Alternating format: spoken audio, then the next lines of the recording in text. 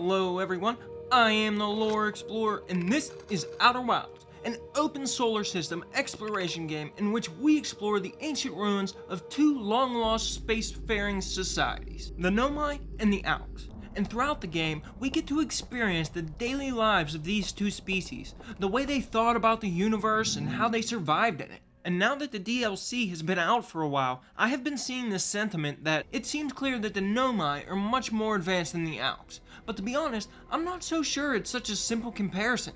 So in today's loop, I want to take a deep dive into this and talk about the advanced nature of both of these species and try to find a way to fairly compare the two to each other. Alright, so let's get into it and address the concept. I think it's quite natural to believe that the Nomai are far more advanced than the Owlks. What I saw of the Nomai when I first played the game gave off the impression that they were probably the most advanced species in the entire universe. They have a deep fundamental understanding of time and space, which they demonstrate through black hole utilization and manipulation. They were traveling the universe with faster than light warp travel, and their sole goal as a species was to search out and understand new things. While the Owlks, on the other hand, seemed to live simple lives in wooden houses for the most part. Before they even left their home moon, it seems the life they lived was mostly a relaxing one, sitting by the river, watching dragonflies flutter by, and maybe at nighttime looking up at the sky with a telescope. But this telescope is one hint that the Owlks have been a pretty advanced species before they even left their moon. This seems to be the same light tech we find on the Stranger, which we know to be a mind-reading technology that's also capable of affecting your perception by giving the user a vision. Another hint that they're quite advanced is the simple idea that they could even create the Stranger to begin with. But just comparing the two on paper, right away it does become clear that the Nomai seem more advanced, so I guess that's your too long didn't watch. But the fact is, we have to compare the technology of the two species to see which one actually has more advanced knowledge and understanding and technology, which may make this video sort of all over the place, but I think it'll be fun, and I may just come to a different conclusion than you'd be expecting. I think the easiest way to do this and keep some structure to the video is just to dive into one species, then try to match one for one with comparing the technological advancements of the other species. So let's begin with the favorite and seemingly obviously more advanced, the Nomai. The very first introduction we have to the Nomai is them using black and white hole technology to warp themselves a very vast distance through space to follow a mysterious signal. They do so on a pretty big spaceship that on its own is almost annoyingly advanced. The one time we see it in space is sort of questionable since it's at the eye, but when we do see the vessel in space, around the eye, it's simply stationary, not in orbit, which for a spacecraft to be able to do is actually really amazing and would rely on capabilities way beyond our understanding. And it seems other Nomai spacecraft throughout the solar system are able to do that as well, so I don't think it's a phenomenon just related to the eye. The Nomai vessel also has 5 escape pods with 100 pods available in each one. So in case of an emergency, theoretically the Nomai have life rafts enough for 500 Nomai, and the rafts are programmed to fly the endangered Nomai to a relatively safe location, which does prove to be quite effective when an emergency does happen. The vessel also has some form of artificial gravity that's power reliant. When we turn the power back on in the vessel, gravity takes hold and everything falls back down to the floor almost instantly, so it just kinda works. Sadly, some of this technology was lost to the group of Nomai that we know and we see in the game. But by the end of their story, they had recreated or invented new ways of dealing with almost all of these same problems. The only technology or system they'd really have to recreate to make a new vessel would be a coordination system. But after seeing their other computer systems and their functionalities, I imagine this would be an easy task for the Nomai. It's also worth noting the Nomai's new system of gravity manipulation, which is not reliant on electricity or power like the vessels. Gravity crystals. Once the Nomai landed on Brittle Hollow, they learned that the crust there had inherent gravitational properties, and after studying and refining this crust, the Nomai were able to get great use out of it by manipulating their inherent gravitational effects. Not only do they make floors for vertical or straight up upside down areas that allow you to stand on them as if nothing is different, they also made vertical and horizontal elevators of sorts that allowed users to span great distances without the worry of falling. They also came up with more imaginative ways to use these gravity wells. The Nomai actually used them to mine and move vast amounts of precious heavy metals from all over the solar system, most visibly done in the Timberhearth mines. And last but not least, the Nomai also used the gravity crystals in much larger forms to launch spacecraft without the need for fueling them, which gives us a great opportunity to talk about the Nomai shuttles. Now I know you're probably sitting there rolling your eyes at me, but these shuttles are actually very advanced spacecraft. NASA would do just about anything to get their hands on just a scrap of it. To launch these shuttles, the Nomai used giant gravity cannons, with enormous gravity crystals lining the sides of it. And when they're turned on, the gravity crystals activate and launch the shuttle out at great speeds, affording it enough velocity to completely leave the solar system if it wanted to. Now, looking at the shuttle control panel is what usually throws people off. 3 buttons, and you can't even control it directly? Psh, how primitive. But no, don't let the simplicity trick you. Think of it this way. If you were flying a plane, would you rather it all be done by a computer while all you need to do is click up, down, left, or right? Or would you rather have to learn 557 buttons and their relationship to each other just to fly the dang thing? My wager is the 4-button plane. Well, this is a 3-button spaceship and it's amazing.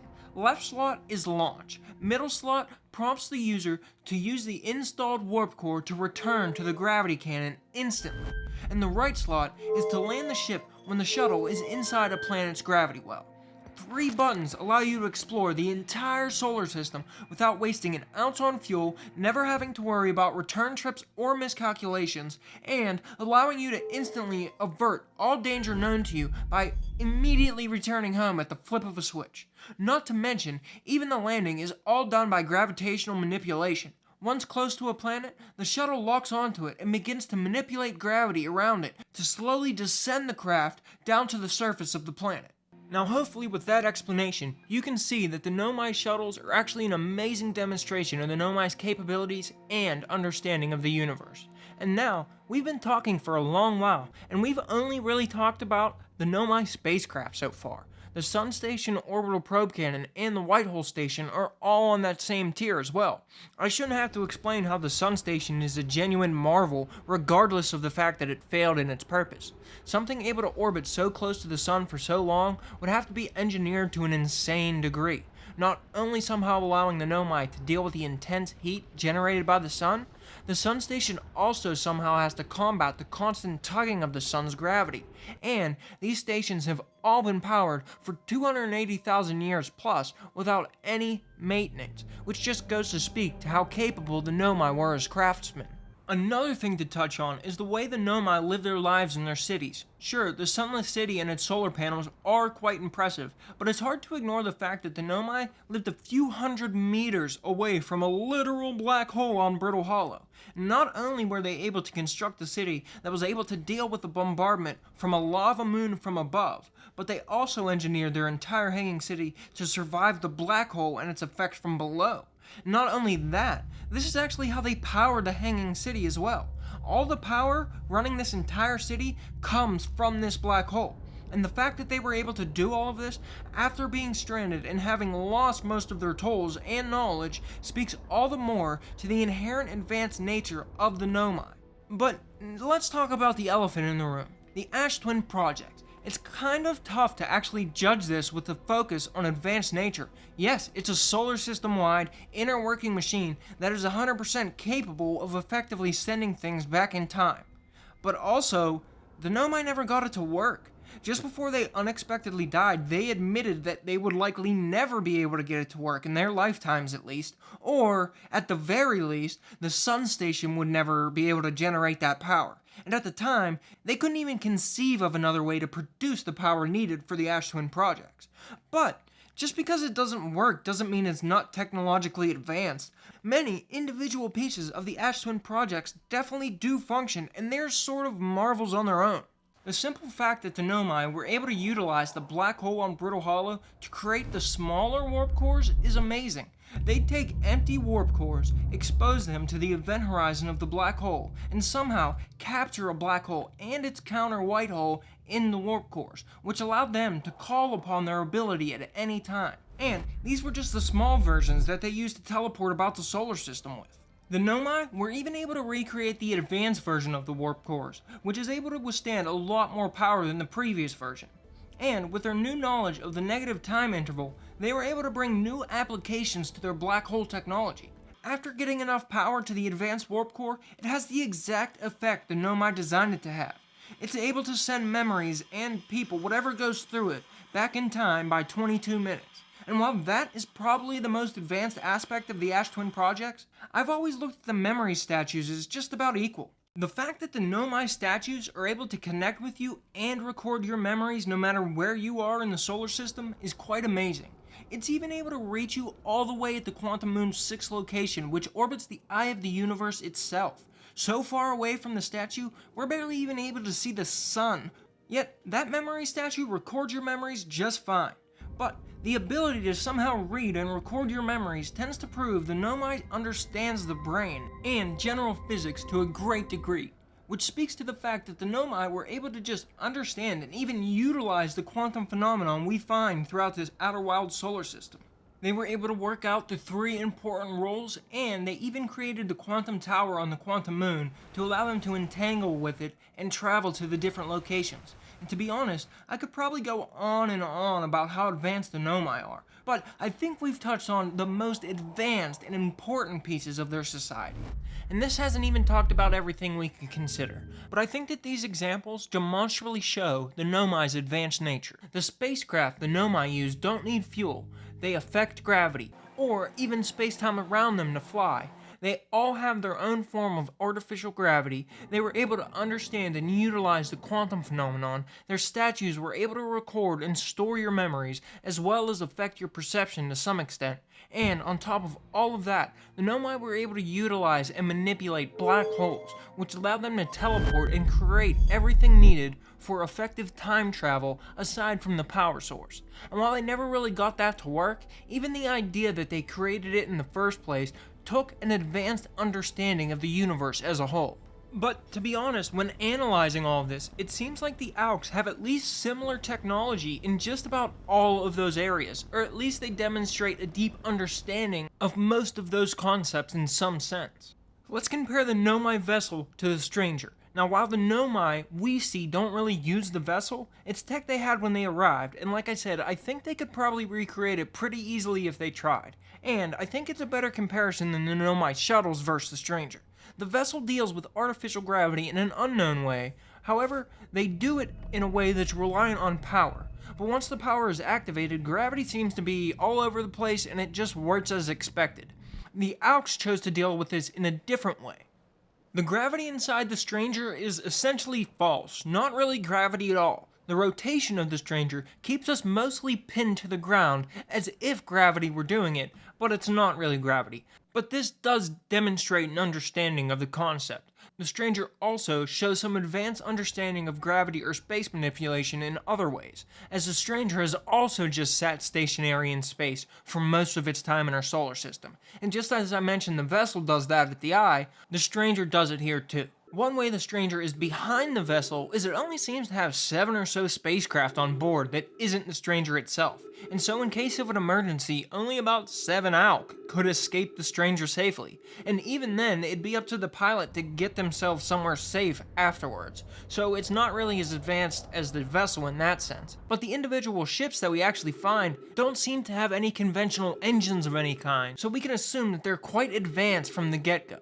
But honestly, even with that, and the warp technology on the vessel, I have to say the Stranger is probably more advanced than the vessel, in my opinion at least. It's not even really just a spacecraft. It's half planet, half spacecraft, half machine. Yes, 3 halves, just deal with it. The fact that the Owlks were able to stuff massive land masses and entire rivers into their spacecraft is simply amazing, and how it all works together is essentially beyond the conventional understanding of the universe. I'd have to imagine the Nomai were probably capable of something similar, but would never consume an entire planet's resources just to create one ship like that. It's just kind of against their code.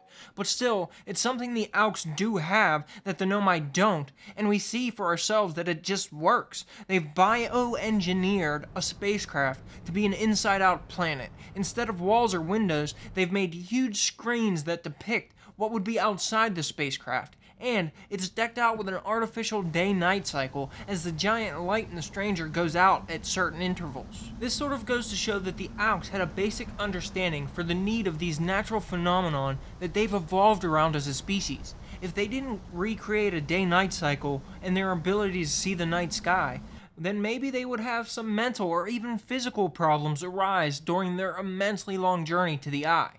Making it as close to their home was not only a good way to deal with the mental challenges, they'd also be able to naturally store, farm, and find food and air and whatnot, while the Nomai would have to store their food, water, and air. The stranger sort of has a unique ability to generate these things as it would fly through space. I'd say it's probably one of the most advanced forms of space travel I could even conceive of.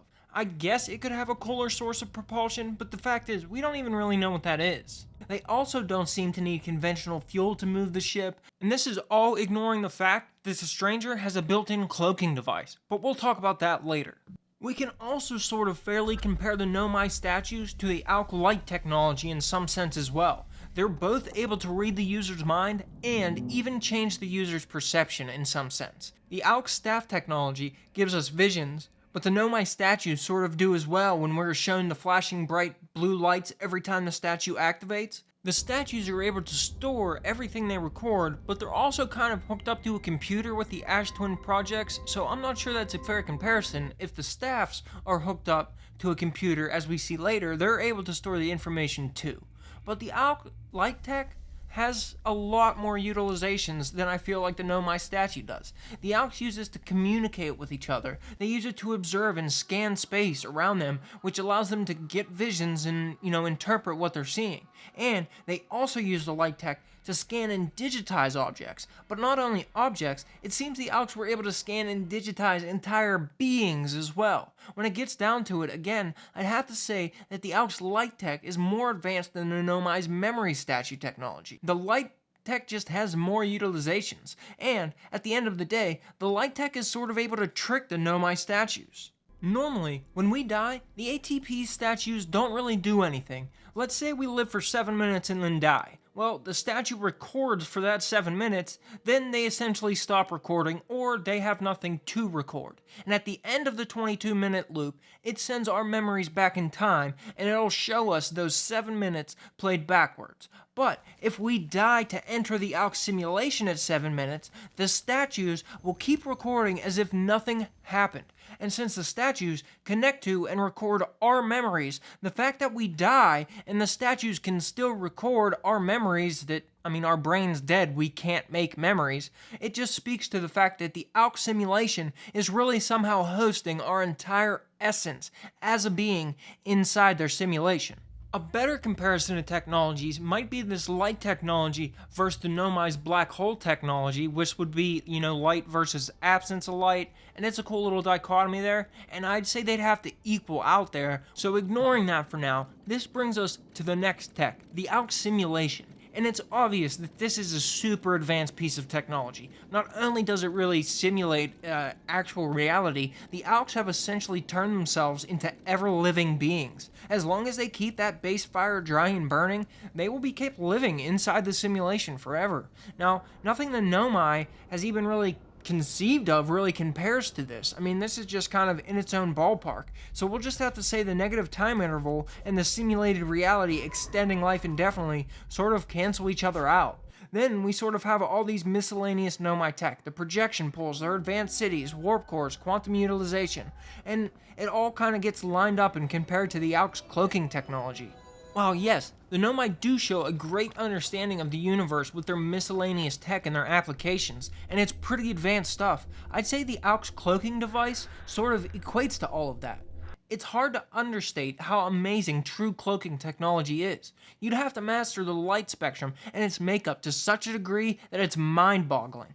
All of the signals something like the stranger would send out and normally create all being blocked. Then, all of the natural signals that we would normally find in this vast region that we know of as space, all being perfectly recorded, matched, and projected out of the other side.